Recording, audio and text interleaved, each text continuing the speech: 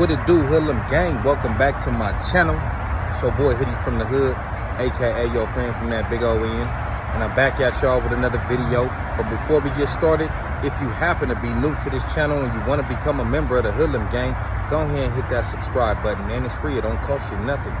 Leave me a comment below, like the video, reshare the video, hit the notification bell, go on over to IG and follow me at Hoodie from the Hood. Not the Hood, the Hood. Hey man, I appreciate everybody who tuned in to the live last night, man. I don't know what it is about my videos, about my lives that bring the trolls out, homie.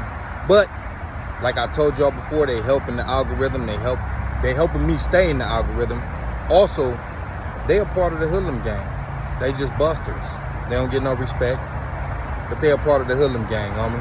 Otherwise, why else would you be here if you wasn't a fan? With that being said, I might go live again tonight. I've been having a blast with y'all. Even the trolls to a certain extent. Some of them, you know, some of them gotta go. They'll be back though with a new account because that's what they do. They ain't got no life. Some of them, I let them stay. I just let them talk to themselves, or my moderators will handle it, or just y'all, the Hoodlum gang, be on their helmet so much they end up getting up out of there anyways. Their whole point of being there is trying to get a reaction and some attention time out of me. And when they don't get that, they end up leaving. Also, everybody who tapped in on the last video, I want to thank y'all as well. We growing, man. We growing at our pace, homie. But we gonna get there one day. But tell a friend to tell a friend, man. Like I said, have them subscribe to the Hoodlum gang if they like the content, or just show them what they might be missing, man. I want to do something different today, and I might start bringing more homies on here to tell their story of how this happened, because this is something that happens in the communities that we come from, and that is getting documented as a gang member. This is something that probably every police force does.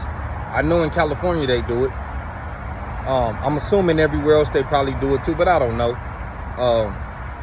It's when they got you on file as being a member of a specific gang, and therefore when you commit any type of crime, this is how they stack your charges and get enhancements and allegations against you. But it all starts with this process right here. Now, there's a lot of people out there that are documented gang members and they are not from nowhere. Whether they were wrongfully documented or whether they're false claiming the gang and the police don't care if you're really from there or not. All they worried about is getting you into their system so that conviction can stick and they can send you up the road or the river when that time comes. That's all they care about. That's why you got so many people in prison, and people will be like, hey, yo, homie, whoop-de-whoop over here. And he'd be like, who? And it'd be a nigga you never seen, but he'd be tatted up, blasted, and probably was even putting in work, whooping on niggas, and you just be like, I ain't never seen this nigga on the streets though. You know what I mean? But for whatever reason, they be documented, and actual members be documented. Now, I think you have to have, I don't know what it is now. I got documented over 20 years ago. We'll get into that story in a second. But I remember you had to meet like 3 of like a certain criteria. It was like 3 of them. Whether you self-admitted being a gang member, like I said, there's a lot of people who say they're from somewhere and they not, or it's tatted on them. I think they gotta keep catching you with gang members within a certain amount of time, especially in the area. Also, wearing your colors or having a flag or anything like that will help them document you. Now, my particular case, or not case, but my particular situation had taken place back in, I want to say, September or October of 2002. I'm 14 years old at the time. Now, if y'all been listening to my stories, we used to hop on a trolley, we used to go to the mall, we used to whoop ass and take names later. Now, I don't want to come across as if we win all the time or we just didn't have no resistance. Usually, when we was going to these malls and we was fighting rivals and putting in work and causing havoc and all that. It was a response to something that had already been done to one of our homies. Maybe our homies was with his girl, or maybe he went up there with a homie or two and they got caught slipping and they got jumped or packed out or whatever. And then, you know, we had to return the favor the next week or whenever we can rally up the troops. So this time was no different. We had went, it was a long day of doing whatever we was doing. So we came back, it's around 9 o'clock, 10 o'clock at night. And for some reason, I don't know where all the homies went. Homies was getting off at 25th. Homies was getting off at 32nd. We got to 47. Homies started dispersing. And I remember it was me, my brother, and the homie Smash Loke. And we was walking up. I know Smash Loke had lived on Guyman at the time. Me and my brother didn't even live in the hood. We lived in Emerald Hills, which is like, you could say the next hood over, but really it's Low Africa, Paru in between that, and Dennis Emerald Hills. We was staying up there at the time, so we was trying to figure out how we was gonna get home, whether we was gonna walk, whether we was gonna go to Craigie where the homie Baby A-Rock lived. And I don't even know if Baby A-Rock, he might have been locked up. I don't know. Either we was gonna walk, try to get a ride, something, homie. Now we walk up 47, and like I said, it's already around like 9, 10 o'clock, something like that. Gas station closed. A lot of stuff is closed right there, right on the corner of 47th and Market. And I remember we get to the gas station, and I stopped to take a piss. My brother's waiting for me, and then the homie Smash went to go take a piss. But it's like a dumpster right there. But you know how sometimes the dumpster be surrounded by like a wall, and then like a little, like you could pull the door. He was inside of there. So as we standing there waiting on him to one time pull up, like I said, the gas station ain't open. I'm 14. My brother is about 17. Smash might have been 16. Yeah, I think that's how that was. 15, 16, something like that. So we standing there, and the one time pull up on us, smash on us real fast. Boom. What y'all doing out here? Just chilling. It used to be a payphone right there too. Y'all know what I'm talking about, right next to the wall. The same wall that I told y'all that me and the homies got shot at some years later, about 5 years later, around 2007. But it was on the other side of the wall where the dirt is, where the cars park when they go into the Legion. If you're from the area, you know what I'm talking about. You can get a picture. If you're not, you probably still could get a picture. But we're standing right there at the payphone. My brother act like he on the phone. One time get up on us. What y'all doing out here, man? We trying to, you know, y'all on parole, probation. I was on probation at the time. I can't remember if my brother was. I don't think he was.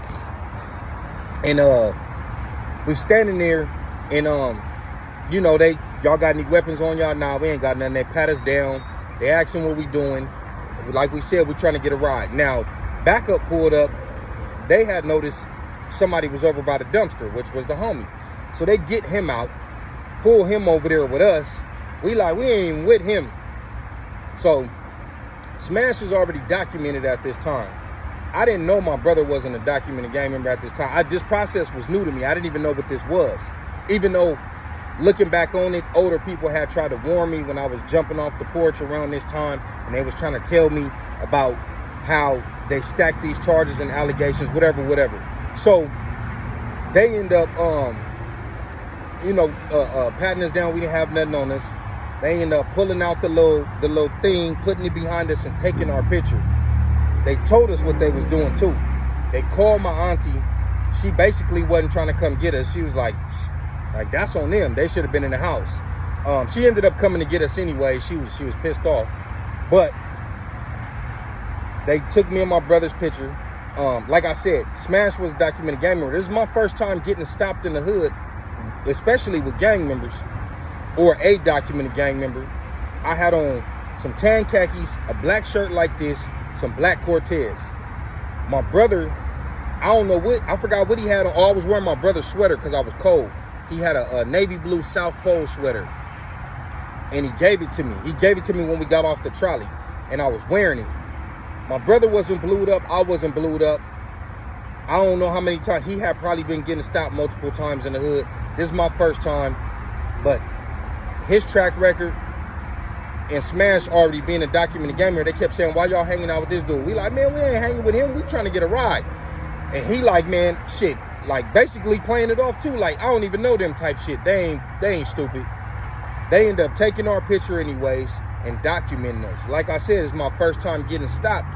They try to say, oh, you wearing all this blue. I only had on the blue sweater because my brother gave it to me because I was cold. The rest of my outfit was neutral.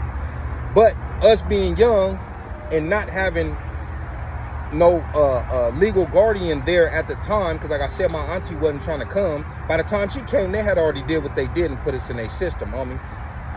But this is how they be getting over on young, black and brown, and even Asian, the ones that gangbang and etc., Samoan, whatever. This is how they get over on the minorities in these communities, because they know that we don't know no better and we don't have no legal representation, or we just don't have that parent or guardian figure there to say, hey, you can't take their picture. So we not really knowing that we don't have no option. We outside, we still minors, it's late. They own us, they making it seem like they like this is a high drug and gang area, whatever. They take out our picture. I mean, they take our picture, homie, and put us in their file. And I've been a documented gang member for the neighborhood Rollin 40 Crips ever since then, homie.